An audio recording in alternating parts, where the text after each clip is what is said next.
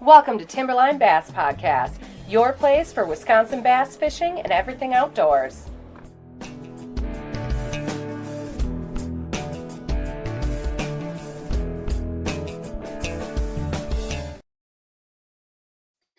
Hey, folks, welcome to another episode of the Timberline Bass Podcast.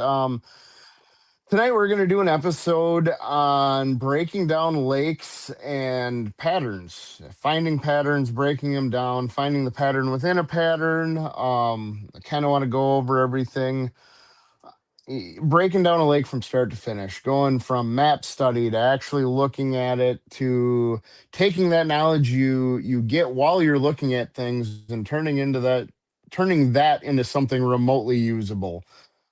So tonight I got Kurt Scheer, my dad, is going to hop in and kind of go over it with us because he's old as shit and knows a lot more than I do. How's it Oh, going? I think you mean old as dirt. Not shit.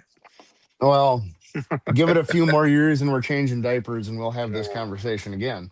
uh, yep. Um, so Nice yeah, to meet everybody. I think the best place to start is before a guy's even on the water. I mean, most people worth their snot. I mean, unless you've spent a lot of time on a body of water, I think it all starts with the map study. Wouldn't you agree? Yeah, definitely map study and just internet study in general. I mean, we don't have, most of our lakes aren't popular enough. It's different if you're going to go down Salton Fish Gunnersville or you're going to go to Kentucky Lake. I mean, you can go on the internet and there's thousands of articles, thousands of bits and pieces of information on it. Um, Up north, most of our guys are pretty tight-lipped. Nobody really posts anything about any lake, and if they do, they're lying. So normally you can't trust anything you do find about our lakes up here, um, but it's still good. I mean, a lot of times if I'm going to a new body of water, I'll start by looking at some DNR surveys, some Fike net research, some shocking research, see what their shocking numbers were. Um, Look at, some of the fishing reports. Sometimes you can get some interesting bits of information off of that. Even if it doesn't pertain to bass, you can get some general water quality type information off of it. And then, yeah, it's always going to either Omnia's maps or, sitting in the boat on the Hummingbird maps and start map studying a little bit to just kind of get a general idea of what it looks like. Well, and a lot of what I rely on, like you said, Omnia is a really good one. Yeah. I'm not sponsored by them, but god Nope. damn, do I use the shit out of Omnia. That is the best thing to happen to tackle retail. I mean, it costs like $60 a year, free shipping, whether you order a pack of hooks or 50 bags of worms. And I totally take advantage of that because there's a lot of times I order one pack of hooks or two packs of hooks. Um, but with that membership, you get access to all the Navionics maps, a bunch of community stuff. They've Some got it water on there. clarity stuff. Yep. Some, People on there will do like fishing reports on lakes. Like Dad said, unfortunately, people around here are really tight-lipped, and most of us lie if we do them. So it is what it is. Um, exactly. but they've got it on there if it's somebody you know and you know they're not full of shit. Like if they put the bait they used, like you can go right through that and buy it right off of there. It's actually a really neat platform. Um, But between Omnia with the Navionics Plus maps and the Hummingbird One Boat Network app, I pay I don't know, it's like 25 or $30 a year. And then you get access to all those maps too. And I do a lot of cross referencing between those two and Google Earth. Um, you Google can Earth is spend a big one. much or as little time at home trying to, on a new body of water, I just use it to give me a starting point. You know what I mean? Yeah, I mean, especially if you've never been there, it's a little bit different. Google Earth is a big one to help because if you're just looking like the old days, the paper maps, and you're looking at them, you get a vision in your head what it's going to look like. But 99% of the time you get there and it doesn't look like what it looked like on the map. Once you can lay Google Earth and get some video or get some photographs of the area, and you can start looking at it that way, you can piece together a little more. But still, to be honest with you, until I get to the lake, my map study is mainly finding the biggest flat on the lake or the biggest flats on the lake, and normally starting there. And until you get to the lake and actually see what it looks like, um, it really different varying opinions on it. A lot of guys say they spend tons of time doing map study, and then you have other guys saying that they do 10 minutes, get to the lake, spend a day on the lake, and then go back to the cabin or the motel or home or whatever, and then sit down and start studying the map. Which, if you've got the time, if you're fishing multi-day tournaments, a big tournament, obviously you're staying there. Or if you're going 2-3 weeks ahead of time, then it makes a lot of sense to do it that way. Yeah, well, and that's the other neat thing now too. I run hummingbirds for mapping and stuff like that. I've got an avionics card too and stuff. But the way hummingbird's set up now, the way it integrates with your phone and the app and stuff, um, one thing I found myself doing is dropping waypoints when I'm catching fish. Yep. And like you said, when you're pre-fishing or it's a multi-day tournament, I can now then transfer those waypoints back over to my phone.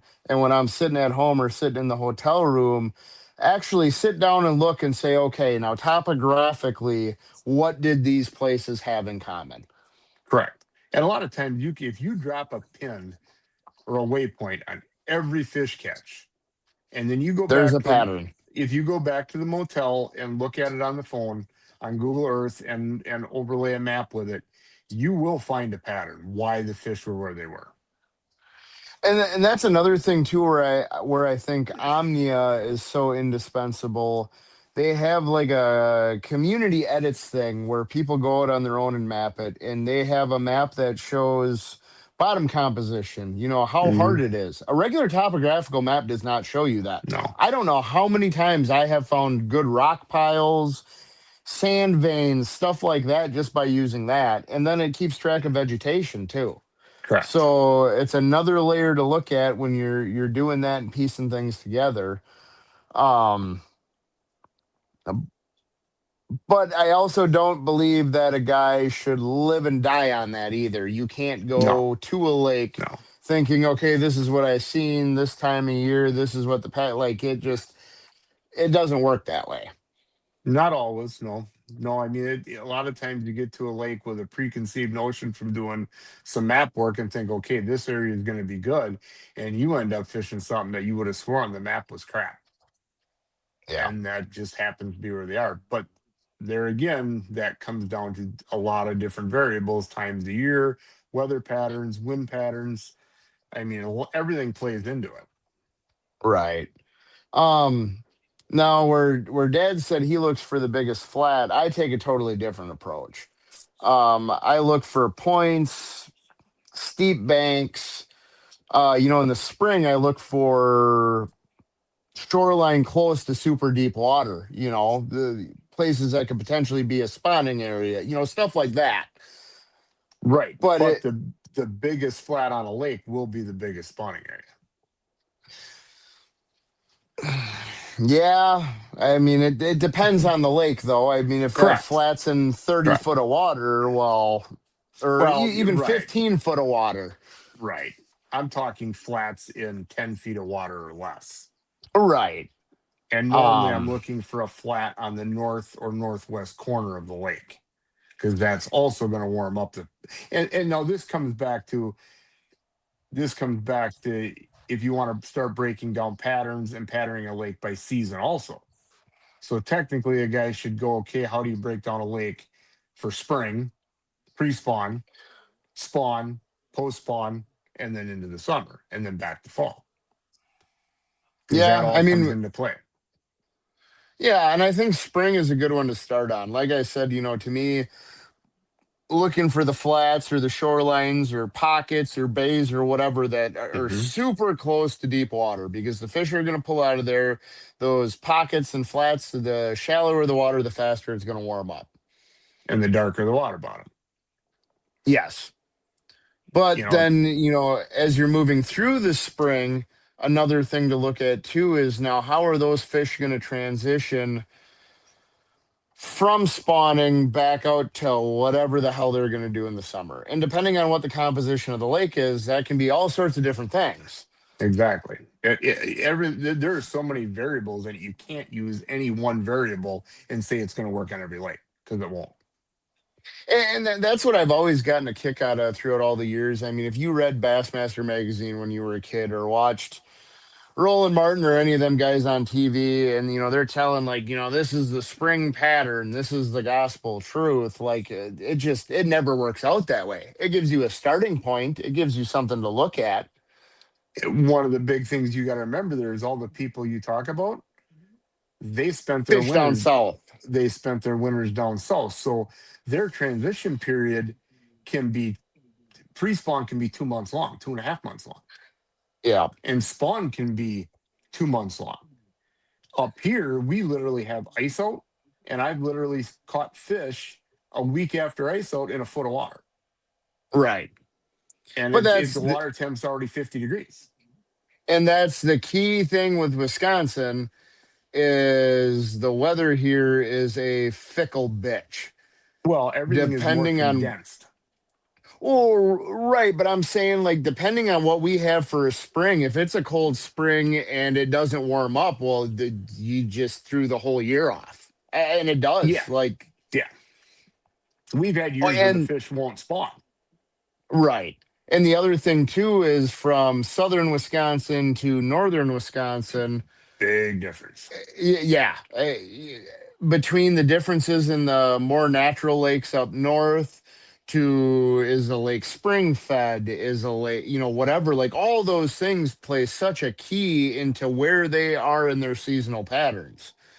So you Right. can't go down and fish Madison chain and, oh, they're going on beds, and then run up by Hayward and say, well, yeah, they should be bedding up here, because I guarantee you they ain't.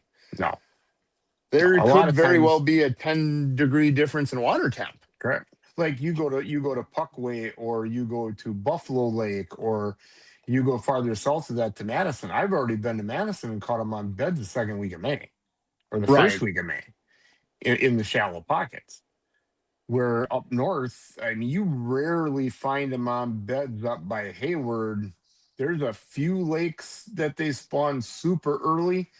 But for the most part, you can normally figure Memorial Day, but there are some exceptions to that. There are a few lakes that are really shallow, dark water, that they're on beds opening weekend already.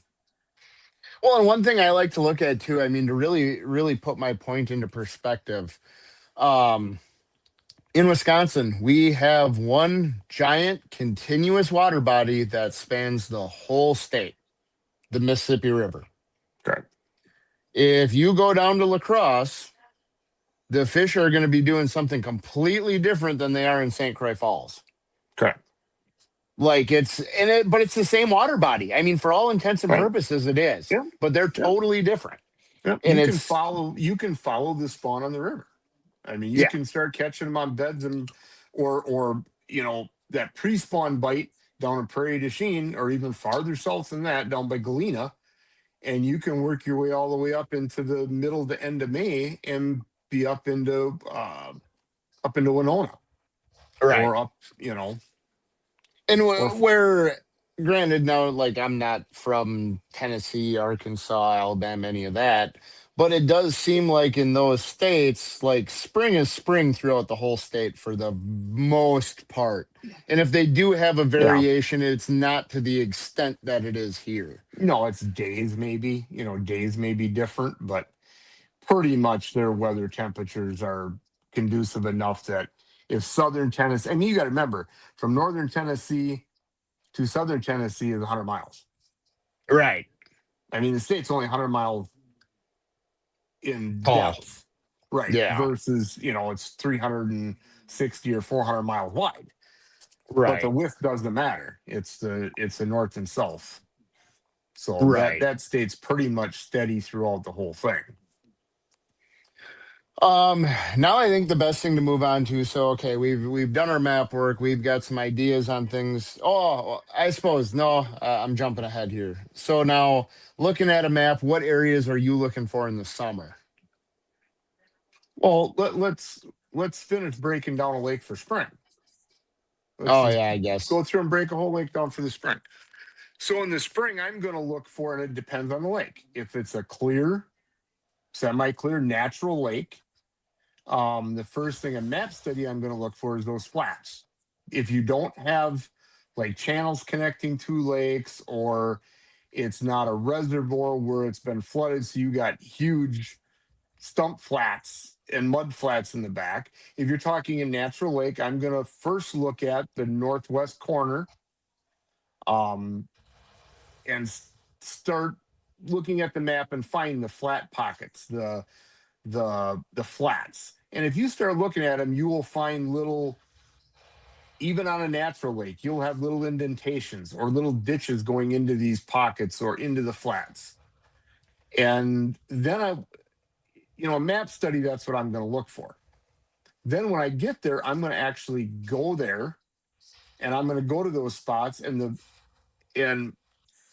I'll ask you a question. What other than your GPS, what's the most important thing on your boat in the spring of the year? Oh, the water temp. The temperature gauge. So Yeah. I'm going to go look at them areas. First, say the boat landing's on the south side of the lake. When I back my boat in, the first thing I'm going to look at when I turn the graph on back as I'm backing the boat out the trailer is what's the water temp. Yeah. And then I'm going to run to that northwest side and see what the water temps are there. And it all starts too, maybe the day before when I'm looking at the map. I'm also going to look at the weather and what was the weather yesterday? What's the weather today? What's the weather going to be tomorrow? Is it a warming trend? Is there a cold front coming in? Or is it just been like stable weather? And then Yeah. what direction has the wind been blowing out of yesterday, today, and what ways they're going to blow out of tomorrow? Right. So if it's been warming, how can I explain it? So if it's been warming, yesterday was warm, today is warm, tomorrow's going to be warm. The wind has been, say, light and variable, which is unusual for the spring. So let's say the wind has been blowing out of the north. Yeah.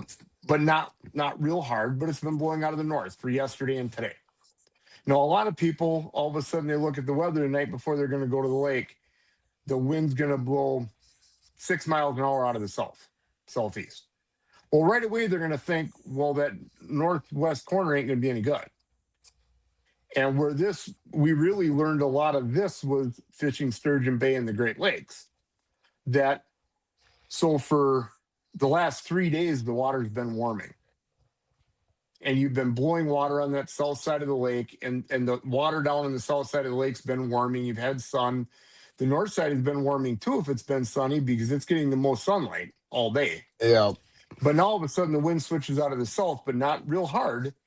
You're blowing that warm water right up into that northwest corner. Yeah. Most people would abandon the northwest corner immediately because of the wind. But a lot of times you can go to that northwest corner, you put in on the southeast side and you had 52 degrees.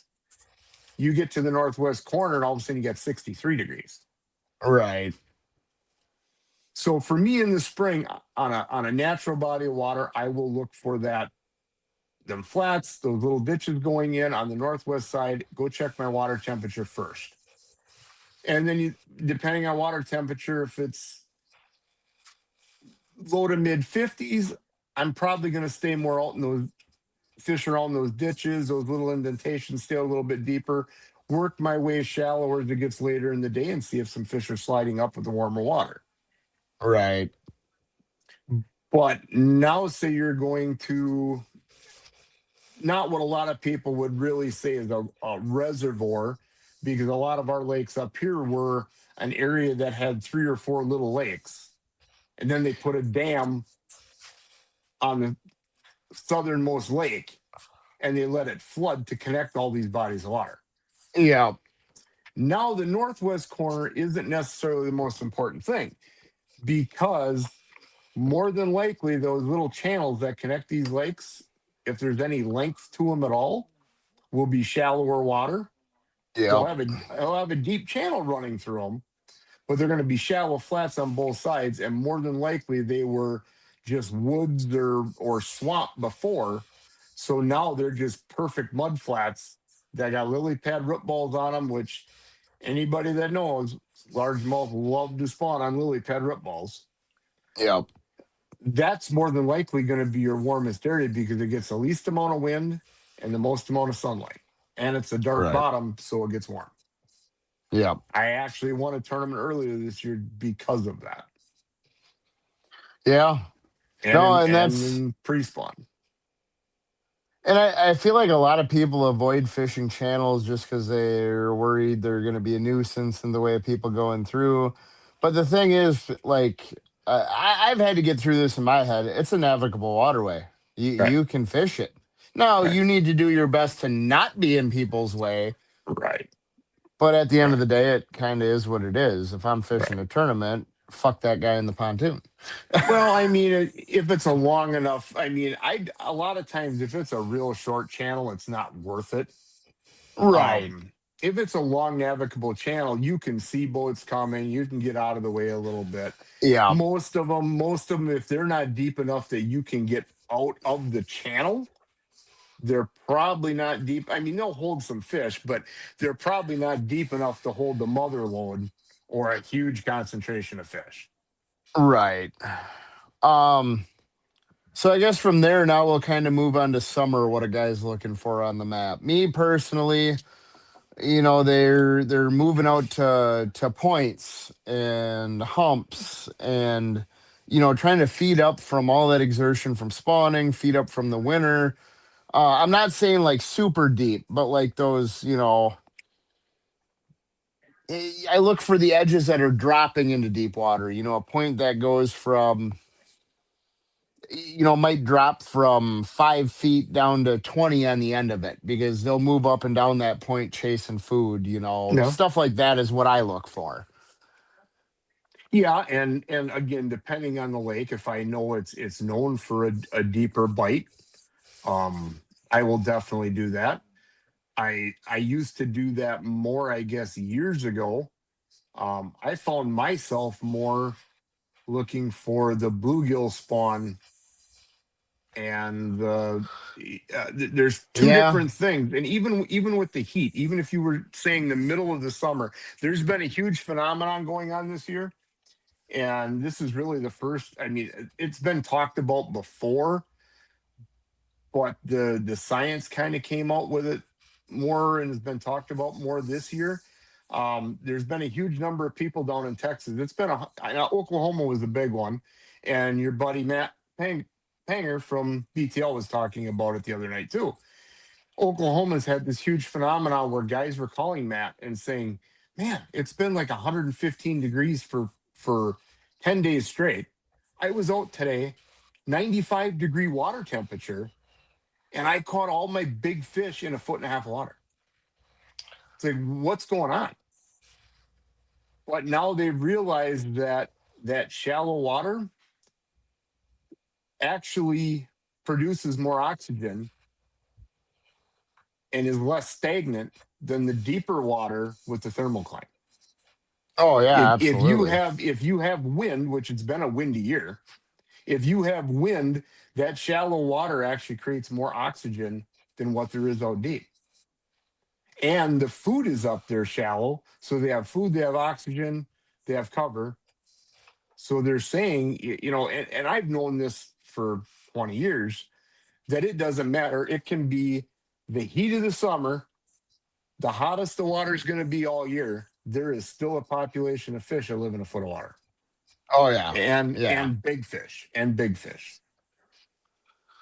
So Yeah. it goes both ways. I mean, the dock bite never goes away. The No. only time I really don't see a dock bite playing is during the spawn, but yet that's not true because some fish spawn on dock posts. So Right. you can even catch them on beds on docks, but that bite holds true all year because of the shade. It's cooler, and the ambush part of it. And there's always bait on docks. There's always Right. crayfish and bluegills and young of the year crappie, and down south there's shad. So, um, but yes, I will agree. Once the spawn is done and you start getting into the summer months, on a lot of lakes, it is time to start looking at uh, deeper weed edges, weed lines.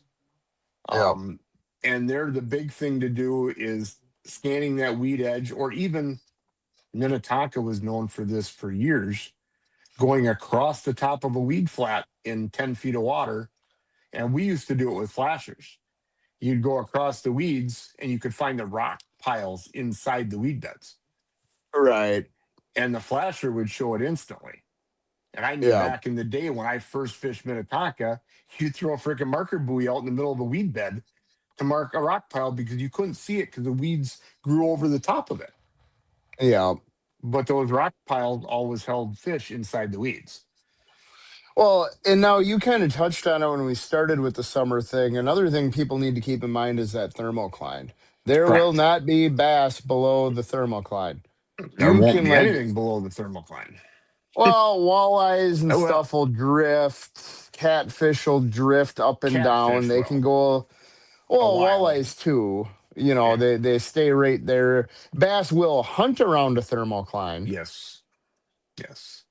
That's the most but dissolved oxygen is at that level right, for the deeper water. And a lot of times a big pattern, a big key is going out on a natural or a lake. Rivers, thermoclines, obviously most people know rivers do not thermocline like lakes do. So most of the right, time you won't get a thermocline on a river if you have current. But a big pattern is going out, finding that depth of the thermocline. So say you go out and the thermocline's at 18 feet. One quick word of advice is look at your maps and find humps that either top out right at 18 feet or just a little bit above, or when you are fishing humps, you fish the 18-foot depth around the hump. But if right, you can find a hump that tops off at exactly 18 feet, it's probably gold right.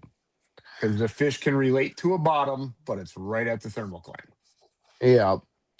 You know, and then another thing too, like you know, the like I said, the steep banks and stuff in the summer. A lot Yep. of times I'll go look at steep banks looking for laydowns and trees that hang off that steep bank over deeper waters, stuff like that. But Yep. you know, finding all that stuff starts with looking at the map to get an idea Correct. where to go. Yep. Um, Now, I think where things get really wonky is moving into the fall, because in the fall, everything kind of plays. And it, Especially once the turnover happens. yes, and that's what I was going to say. The turnover changes everything. Yeah. And the week And normally the turnover lasts a couple days. Normally it messes the lake up for about a week. If I can completely avoid fishing a lake the whole week of turnover, I will avoid it like the plague right. because it is probably one of the worst conditions to be fishing a lake.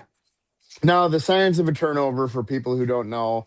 So, warm water rises, cold water goes to the bottom. When a lake gets to a point that the water is cooled down at the surface, that it is cooler than the water at the bottom, it corrects itself to put the colder water to the bottom and it stirs up all the shit off the bottom. And that's when you go fishing and there's dead leaves and dead crap floating everywhere and pine needles.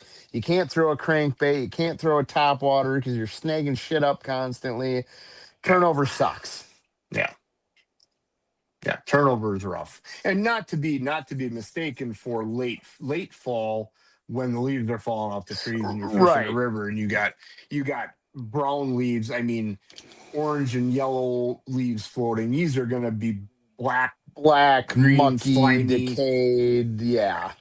You know, a lake that's normally relatively clear will get really cloudy, really mucky for a couple days until it all settles back out. And yeah, and it happens kind of slow because as that upper layer starts getting close to the temperature, everything starts kind of mixing, and then Yeah. it'll just slowly flip, and then everything mixes together.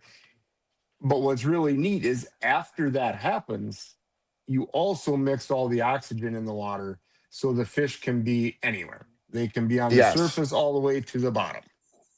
Yeah. Yeah, it's like turning on imagine the lake or water body as a KitchenAid. It's just mixing all the shit up and it Yep. changes the whole freaking game. Yep. Personally for me in the fall, I like targeting, the rock and stuff like that. I enjoy that bite, those fish, putting on the feed bag on the crayfish before winter, trying to pack on the weight. Um Especially for smallmouth, crayfish seem to be the big one. Yeah. Yeah. Yeah. Crayfish, I mean, definitely get the smallie thing going. They're so high in protein. It lets them put on a ton of pounds, a ton of weight before winter. Largemouth take advantage of it too. But largemouth to me, fall means junk fishing. Yeah. Everything comes into play. You can catch them on a crankbait, you can catch them on a spinnerbait, you can still catch them on a frog. Um, Everything pretty much comes into play. My favorite pattern is when the water temperature gets to that, say 42 to 50 degrees. For Yeah. some reason, in most bodies of water, those largemouth will go on a tear where they get in dirt shallow wood. And I mean, it can be, you would swear to God, you should be able to see the fish's dorsal fin out of the water. The wood Yeah. is that shallow, and you can flip in there and catch a 5 pounder. It seems to come from under that log. Right. And it's an absolute blast bite when they do that. Yeah. Um so now moving on from the map study thing, we're not going to touch on winter. If ice fishing's your thing, cool, Yeah. but I got a lot better ways of dying than freezing to death I'd in the rather go water. down south and shake a minnow all winter if I Yeah. could. If I want to freeze to death, I'll get drunk and pass out in a snowbank. Um so Why now not you've you? done the Why not you do it in the summer at cheese days? oh yeah. Yeah. You'll have that. Um so now that you've done the map study, when you're going out and looking, what in general, like we're not going to go through all the seasons again, but like what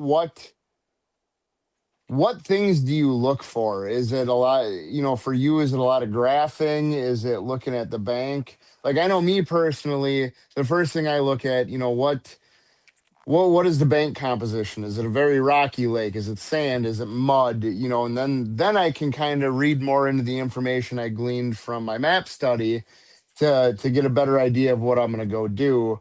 And then from there, to me, it's a lot of graphing around, looking for structure, marking stuff like that. So for me, when I'm trying to when I first get to a new lake, um, start with that. If we're going to a new lake, I've never been there. Just say randomly, June, late June, early July, whatever. Um, if the lake is not too huge, the first thing I like to do is just kind of take a general ride around the lake. I may not get within 150 yards of any shore, 200 yards, just ride around and look at what the shoreline looks like. Is it predominantly um, undeveloped, where it's a ton of just like county land, state land, so your natural banks, or is it more highly developed, where there's a ton of docks, there's riprap shorelines, there might be break Breaker walls, walls. Yep. right? Is there areas where Chetek Chain had this happen a few years ago where some tornadoes went through, and there Yep. was areas of the lake that just had laydowns everywhere. Yep. Um, just to get a general view of the lake. And then normally, depending, that time of year, it's easier to start shallow to cover some water than to try to cover water out deep. Yeah. So normally I will find something that looks familiar or looks like somewhere else I've fished that time of year and have done good. And it may be docks, it may be some laydowns, it may be lily pads, cattails, whatever. I'll pull up and I'll fish a stretch of it, and it may not be much. It may only be 100 yards. And junk fish, fish what looks good, throw some different baits, do some different cadence, some different speeds. See if I get bit. If I don't get bit, I will probably go look for something totally different than that. Then I may go to a stretch of docks that look good. And normally I'll split my docks up. So if I go to a stretch of docks first, if it's later in the year, later in the summer where it's really hot like this, I will probably pick a spot on the map where the docks look like they're going to be a little bit deeper water. And I'll go pick a 100-yard stretch of them, and I'll completely pick them apart from the bank all the way out to the end and fish 100 yards. If I don't get bit there, then I'll maybe go to some docks that look like they're on a shallower stretch, do the same thing. And if I don't get bit there, I may find some docks that are in the back of a pocket, flat pocket, that are in a foot and a half of water, and go fish a few of them. Yeah. If that all fails, then more than likely I'm going to be out graphing for a while, out off some deep weed edges, or find some rock piles or humps or points and start graphing a little bit, see what I mark, drop some waypoints on some stuff, and then circle back through and fish through a few things and see if you get Right. bit. The big thing is once you start getting bit, if you're pre-fishing a lake for a tournament, I like to drop a waypoint everywhere I get bit. Yeah. Just because then at the end of the day, you can go back and look and say, okay, I got bit here, here, here, here, and here. What was the same? Yeah. And that can help you put a pattern together. Well, and another thing I do too is, so let's say I'm going up and I tend to like to start shallow and work my way out deeper if I need to. Yep. But with the electronics and stuff nowadays, when I'm going around fishing the bank, I'm keeping an eye on my 360. If I see a Yep. stump out in 5, 6 foot of water, I'll make a few casts at it, and I will mark it regardless if I caught anything off it or not, because just because it did not play that day or the time of year I'm fishing, now I have that in my back pocket for the next time I'm there, a tournament in a different season, different time, whatever. You got that shit. Right. Um, but then I have it too, where if I run down 100 yards of bank and I didn't get nothing and it looked really good, well, then I'll back off, out to that 5, 6 foot or maybe even farther. So I'm casting into 5 or 6 foot. And then I'll run through and I'll fish it the opposite way, checking all that other stuff. Then I'll start throwing Mm-hmm. a crankbait or a swim jig or whatever, Big and just to 3/4 see ounce if that's thunder what's going cricket or on. something. Yeah. Yeah, And and just that kind of keep working from there. yeah, and not a plug for Hummingbird or anything, but when the Mega 360 first came out, I didn't have live scope at the time. This was, quite a few years ago. In fact, a lot of guys didn't have the Mega 360 yet. That thing made, I don't know how many times I'd be going down banks fishing the way I normally fish, and you'd just be watching that.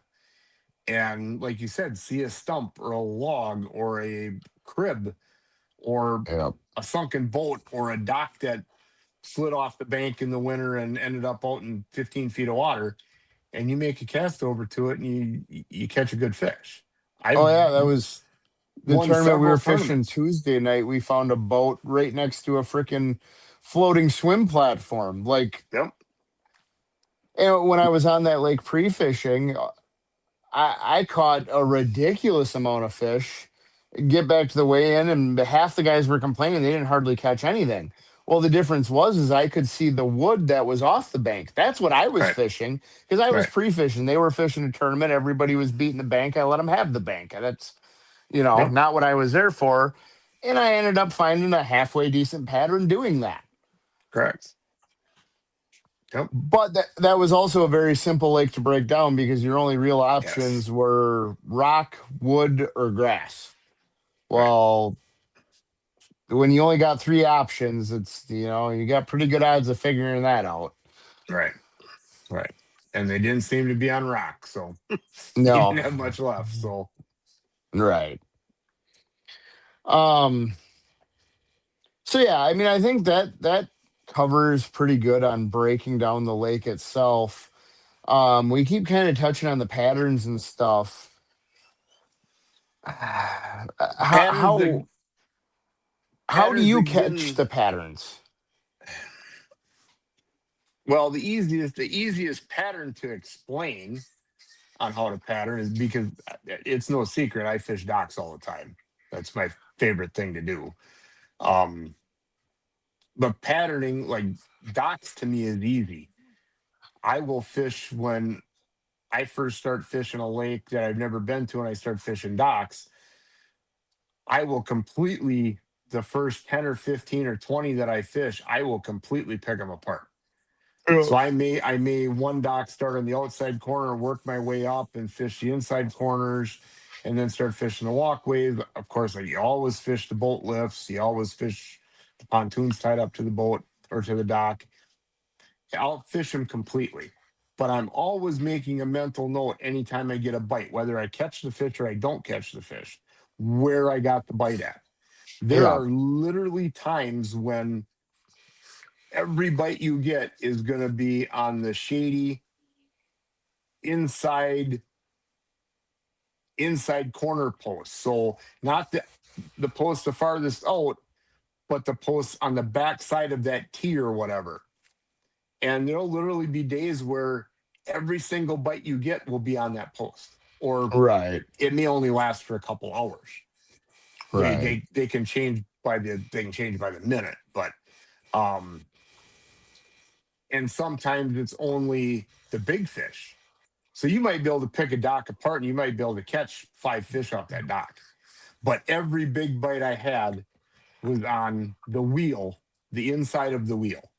So under the Right. dock, but where the wheel is where they roll it into the water. Every big fish I caught was there. Well, then I'm not going to waste my time fishing if it's a tournament. I'm not going to waste my time fishing the whole dock every dock because now I'm only going to be able to fish, 50 docks in a day. The lake has got 300 docks on it. But if Yeah, I only hit those wheels, I can fish all 300 docks in that day. right. And then I'm really only fishing for the big fish. Yeah. Well, and like another good one to explain is grass. A lot of Yes. lakes have a mix of grass. Yep. First thing I always look for is coontail, hydrilla, stuff like that. Yep. But then there are lakes where eelgrass plays. There are Correct. times of the year that they would rather be in that eelgrass. But you got to pay attention when you're fishing that shit to what you're pulling them out of. Correct. And then not just what you're pulling them out of, were you pulling them out of the holes in between the grass or, in the grass? Correct. Did it have to be matted grass? Did it have to be sparse grass? Were they on the inside edge? Were they on the outside edge? Did it have to be an edge by current? Did Or it? did it have to be a mixture of grass? A lot of times Right, they really like coontail, but it's got a little eelgrass mixed in, which normally is shallower grass. So eelgrass doesn't grow near as deep as what coontail will or milfoil. Eelgrass is normally going to be a shallower deal.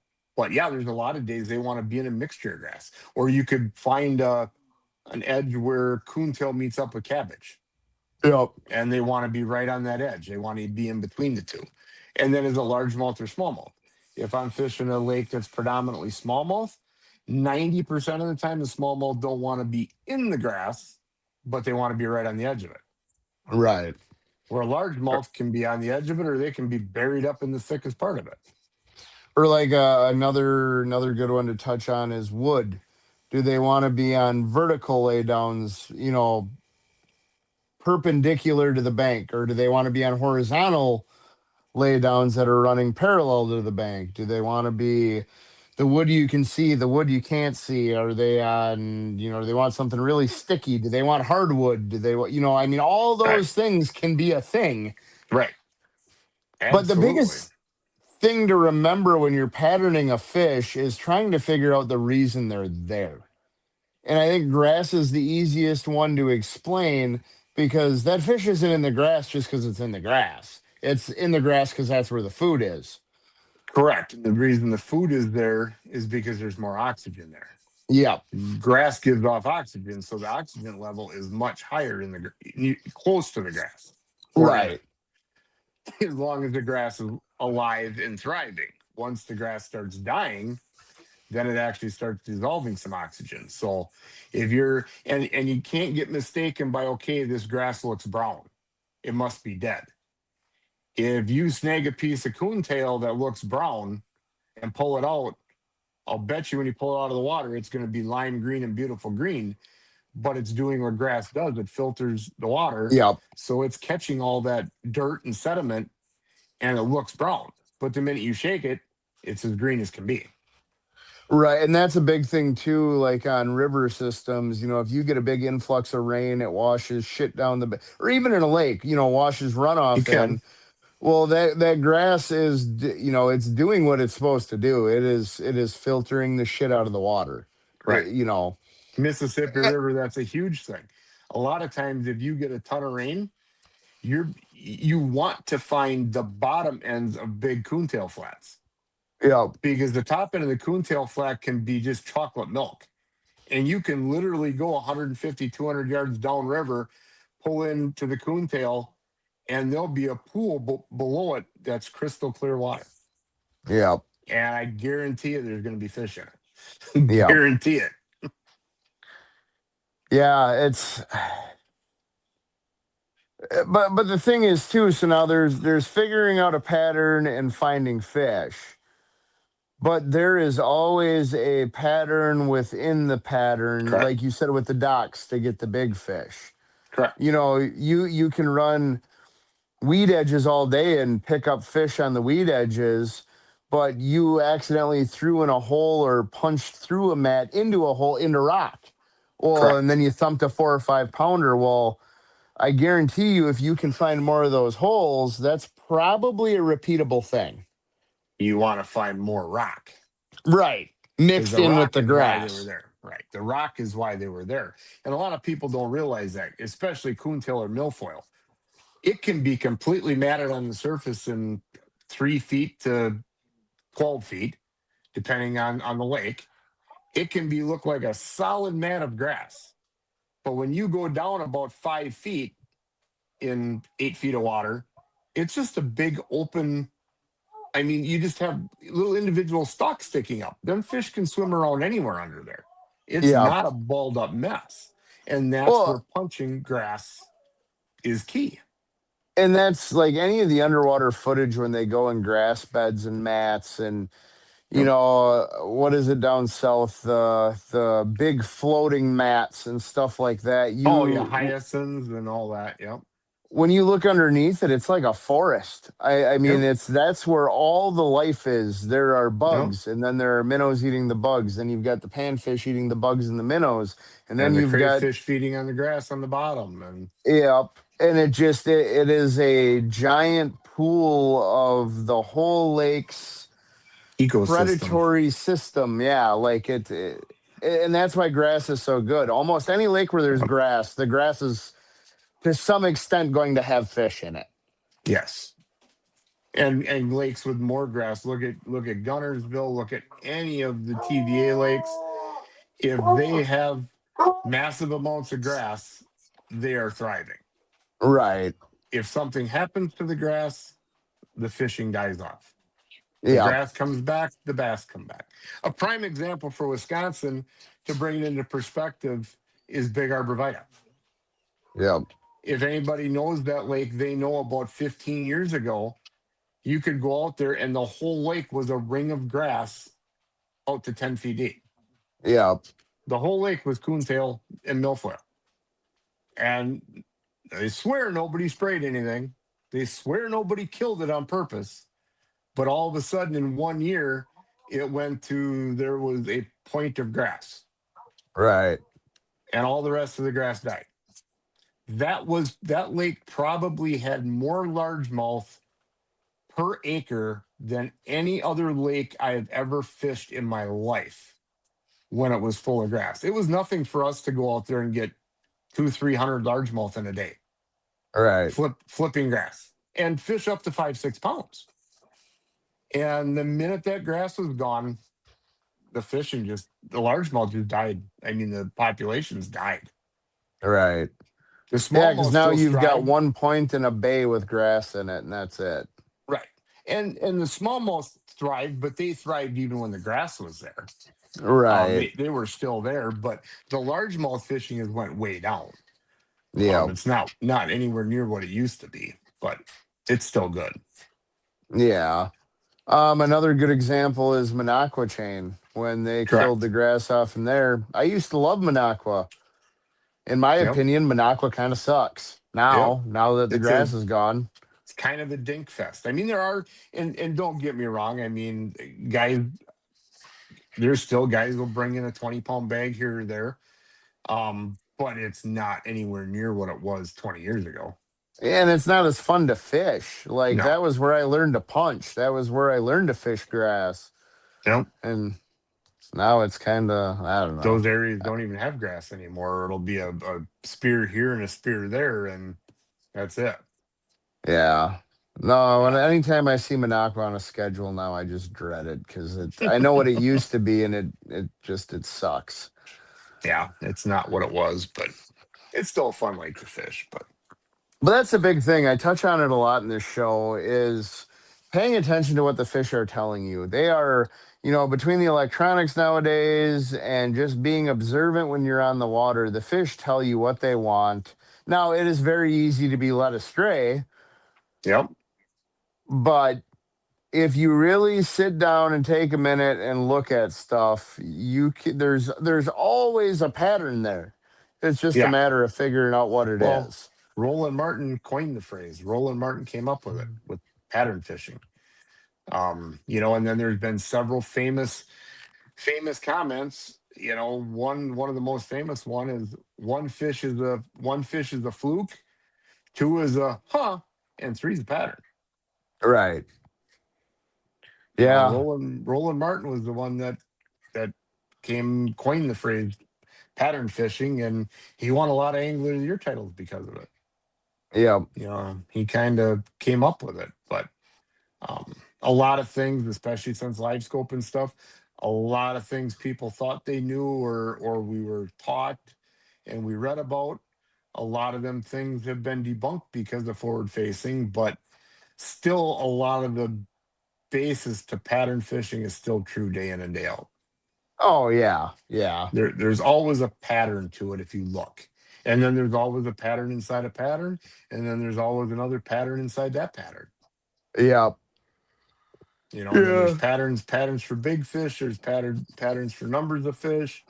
Um, you know, there's a few people have said, Greg Kazuski was on your show, and he made a very good comment. He never goes and fishes a tournament if he doesn't have at least a deep pattern and a shallow pattern. Right.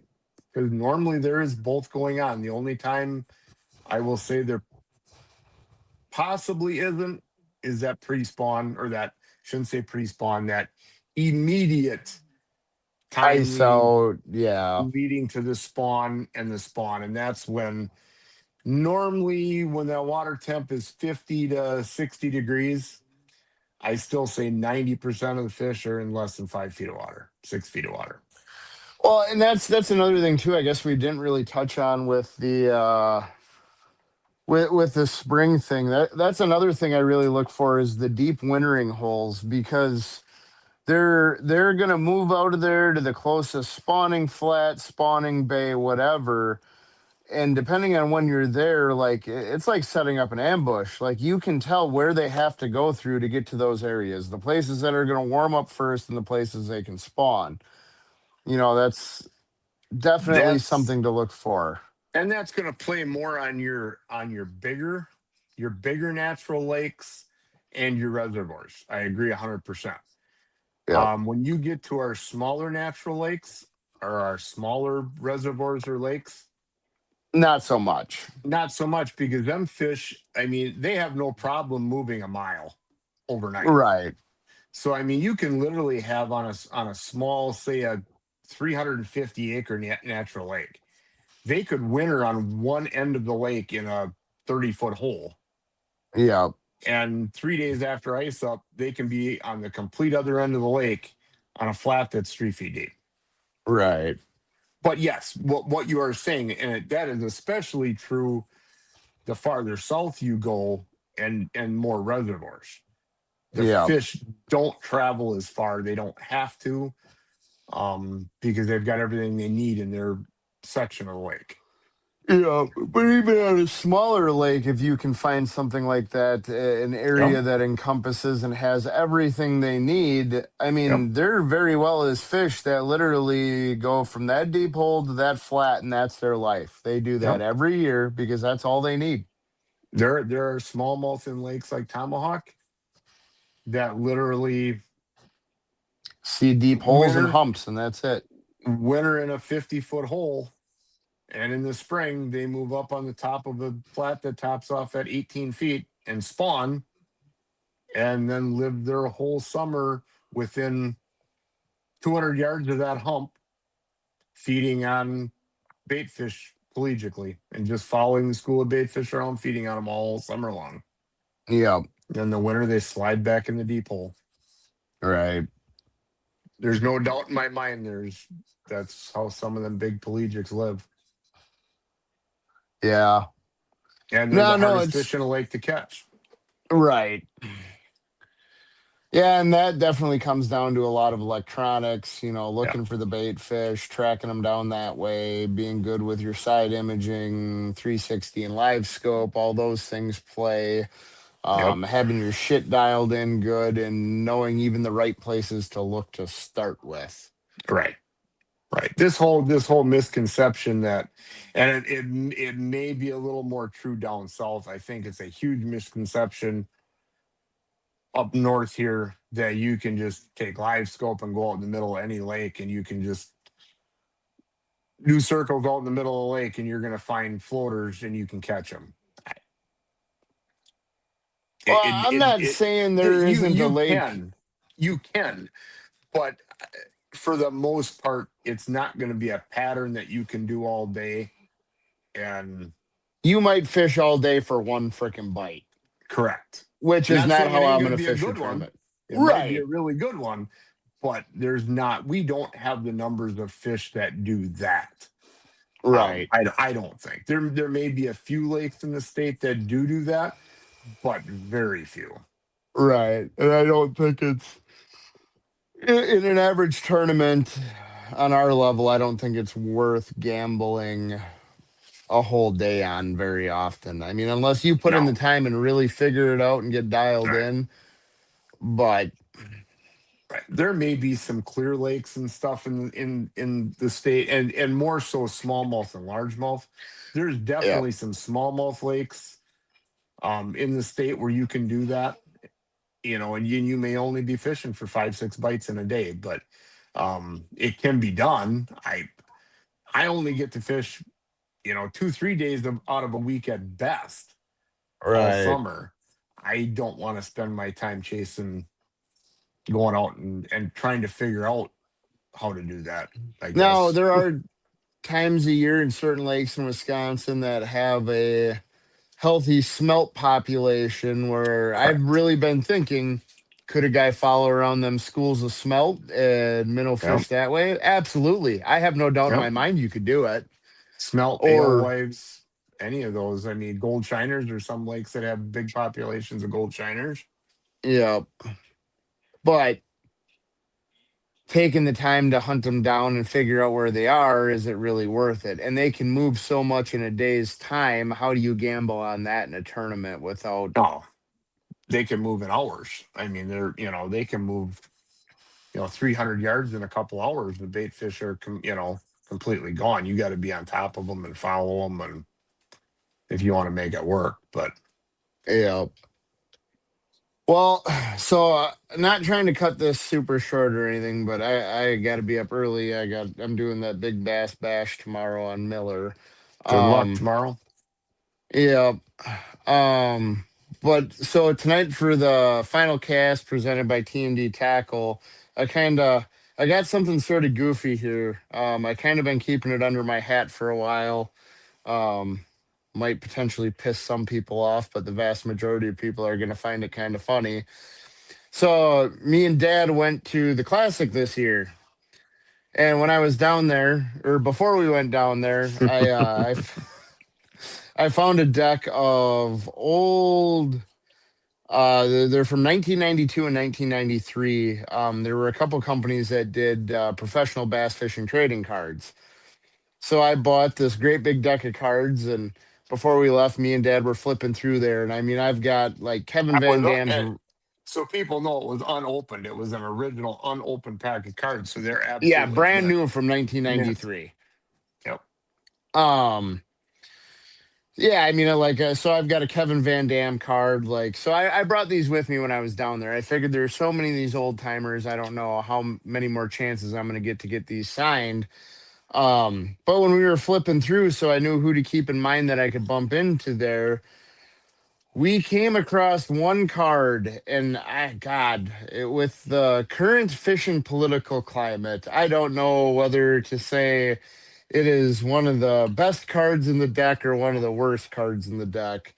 But there was a Randy Blockett card in there. I mean, it's got his stats, and he's very young in here. But we pulled it, and I kind of laughed. I'm like, this whole deck of cards, it's so cool. What in the hell am I gonna do with that? Nothing against Randy. We just No. differ on some philosophical things. But No, I Randy's don't. a great angler. Oh yeah, no, I'm not taking anything away from No, his fishing. no. Um, but I am a total pot stirrer, and I can't help it. I thought it would be funny if I brought that card with and got as many of the young guys and the live scopers as I could to Scopers. autograph. Yeah, scopers.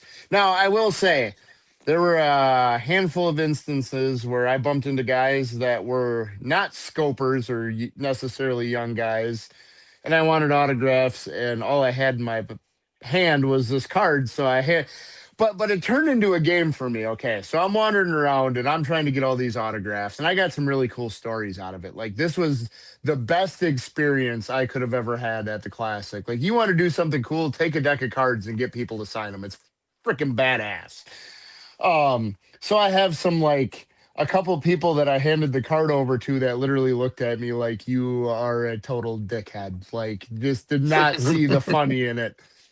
But the But ones that did see the funny in it, the I first had. one you got was the best one. And he Which one found it was it? the funniest, and that was Drew Gill. Yes, yes, Drew and Gill I've was all over it. And we caught him at a time when he was in a super hurry to get somewhere. that And happened I stopped, twice. yes, but I stopped him and told him what it was. And he just instantly went from in a hurry to get anywhere to give me And that card. dropped everything. So Yes. we'll get into some more of the stories here, but I'll kind of show it. So it's a Randy Blockett card, and it's all cursive, and it's really hard to see. But if you look right here, there is one signature was one of the coolest stories from the Classic, and that would be a Mr. Jacob Wheeler. So I don't know how many people got the opportunity to go to the Classic. We got lucky. We got vendor passes. So we literally had free reign. We got there before everybody else, walked around, and pretty much got to do whatever we wanted and see whatever we wanted. It was probably one of the greatest experiences of my life. But initially, oh, Charlie Horse. I went down there to I was going to work some booths and help out, but I was so starstruck and so hell bent on working on getting as many autographs on that card as I could. I literally wandered around for 3 days and just bullshit with people and had an absolute blast. But so the expo center they had, it was like, I don't know, two or three stories. Three Technically three. stories. Yeah, and then there was two buildings. Yeah. But in the one big building, it's like a big circle. And I know it's a circle because I probably did like 12,000 laps around this thing. Because I was really trying to get Bill Dance's autograph, but he didn't make it there this year. I was actually really sad about that.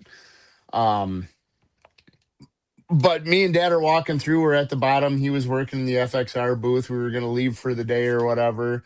and you had to take an escalator up all these different levels or whatever. And it was like you were down in a hole. It was the main floor. That's where FXR, the Ranger booth was. Like it was cool.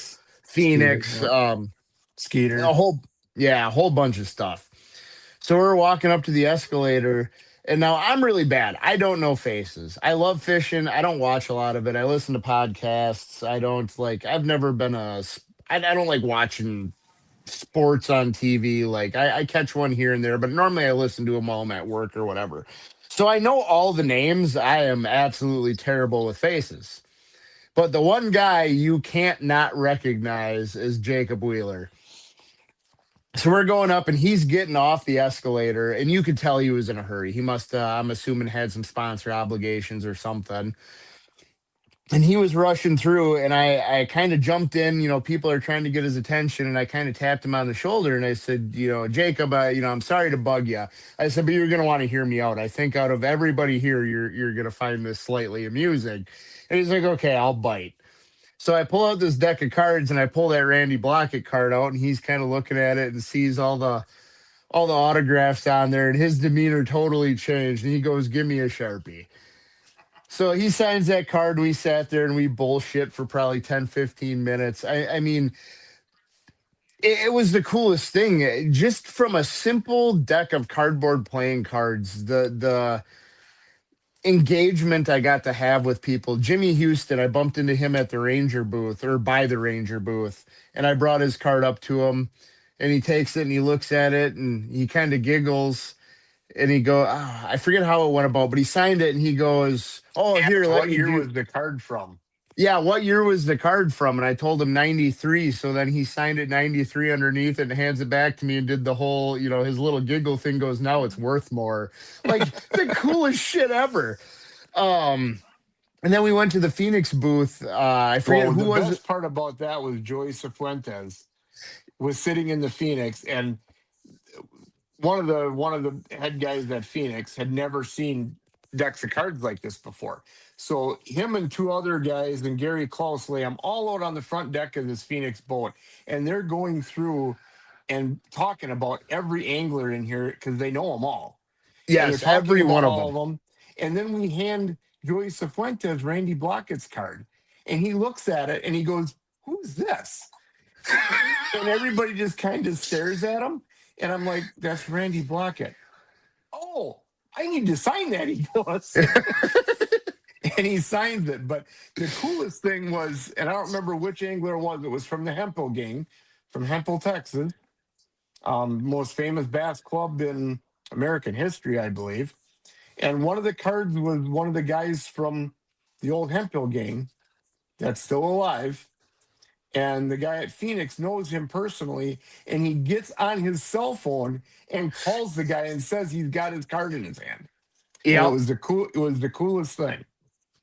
And one of those guys, was it Gary Klaus that offered me $500 for the deck right there? He goes, I don't care about the autographs. He goes, these are the coolest thing ever. And I told him, I'm like, dude, I cannot stiff you $500 for this deck of cards. I paid $80 for it. Like you can go Yeah, order one. Like it was Gary's one of his the head guy that yes, was yeah.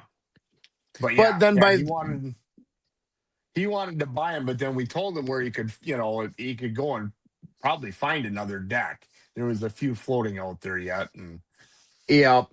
Um. Oh, what the hell was I gonna say? Oh yeah, but by the third day, I literally had guys coming up to me asking to see the card yep, and wanting to sign it. It was the yep. coolest thing ever. Well, yeah, Oh, We got Drew Gill, and then I got Jake Lawrence, and Jake Lawrence fished with Alton Jones Jr.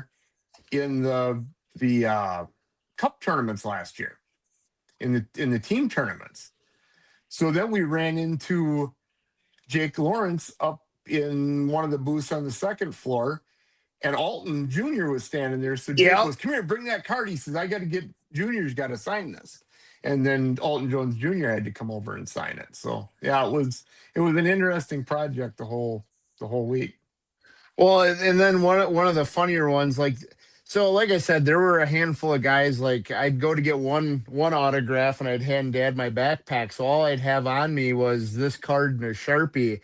And like I bumped into Chris Zaldane there, and I like Chris. I just wanted an autograph, but I didn't want it on my hat or anything. So I'm like, whatever. I handed him the card, and he was one of the guys that looked at me like, oh yeah, you're real funny, dude. But he signed it. He was a good sport about it or whatever. Right. But the last day, right before we left, Tucker Smith was in there, and I told him about it, and he was all excited. He's like, oh hell yeah, I'll sign that card. And he takes it, and there's nobody wanted to sign his face. You know, you got to leave it open so you can tell who it is. So he flips the card over to sign it on the back, and he goes, why the hell do you have Chris's signature on here? And I explained to him, I'm like, well, he was there. This is what I had. It is what it is. Right. But like every interaction surrounding that card was hilarious. I mean, Elton Jones Jr. bullshit with me probably 3 times throughout the weekend we were there. Anytime I'd bump Right. into him, and we'd sit there and laugh about the card and bullshit. And Yeah, and the next I, day Jake Lawrence comes to the FXR booth to work, and and then sees me and comes over, and we spent half the day bullshitting in between customers and stuff. So Yeah, that is one thing I can highly recommend. At least one time in your life, go to a classic because definitely. it. I mean, even Bass After Dark. I was on their first viewer episode, and I feel terrible. I can't think of his name off the top of my head. The nice gentleman and his wife from Canada that are on there all the time. The running joke is they can never send them anything because it's too expensive to ship anything Customs. to Canada. Well, he drove down to the classic or whatever, him and his wife did. And I kept bumping to him. He helped me find Ken Duke. I stopped and I bullshit with Ken Duke a bunch of times while I was there. Well, it turns out he had done the same thing. He bought the exact same deck of cards I did. He was walking around doing the same shit. Like it was just so cool. And like it was just one of those random things. I remembered going to an FLW tournament when I was a kid or whatever with Dad, and they had all them cards. And I had thought to myself before the classic, well, there's got to be some floating around somewhere. Hmm. And it was a cool experience. The amount of people you get to see, and the only one I'm disappointed that I absolutely wanted on this card, but he did not make it to the classic was oh God, Ben Milliken. That one would have been like the icing on the cake, the frickin' creme de la creme, but unfortunately he was not there. Um, but no, so my whole point for showing this was not to ruffle feathers or anything like that. But I am very well aware this is a one of a kind. Nobody else has thought about it. No idea what it's worth. um Card, and my plan is I was gonna send it in when we got back and get it graded and sealed. I haven't gotten around to it yet. um but I'd like some ideas on something to do with it because it's one of those things. I really, it's a cool story. Don't necessarily need a Randy Blockett card. um but I'd like to do something with it with the show. So if any viewers or anything have any ideas, Yeah, maybe do. nobody say send it to Randy for Christmas. We don't need that one. Yeah, no, we're good there. But me and Dad, we fished the St. Jude in the past. I'd like to do that again. I considered maybe raffling it off or selling it on eBay to raise money for that.